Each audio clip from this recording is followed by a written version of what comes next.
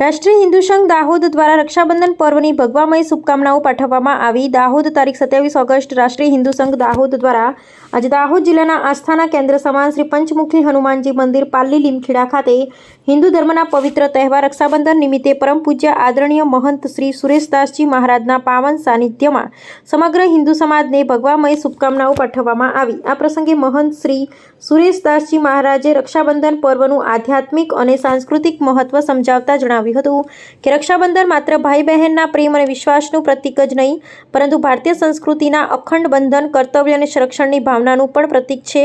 તેણે સૌના જીવનમાં સુખ, શાંતિ, સમૃદ્ધિ અને ભાઈચારો સતત જળવાઈ રહે તેવી શુભકામનાઓ પાઠવી હતી।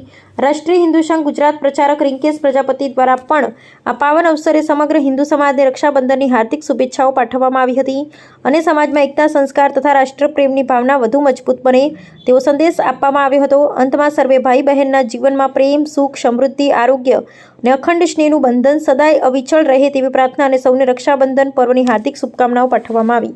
રિપોર્ટર શ્રીકાંત બેકે વહોનિયા। જય તુ સનાતન, જય સિયારામ। આપ સૌ સનાતનીઓને, સૌ ભારતવાસીઓને રક્ષાબંધનના પાવન પર્વની હાર્દિક ભગવામય શુભકામનાઓ।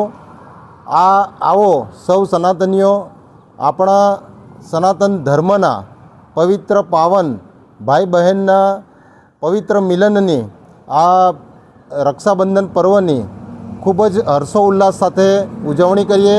જય તુ સનાતન, જય સિયારામ। જય સિયારામ, જય સિયારામ।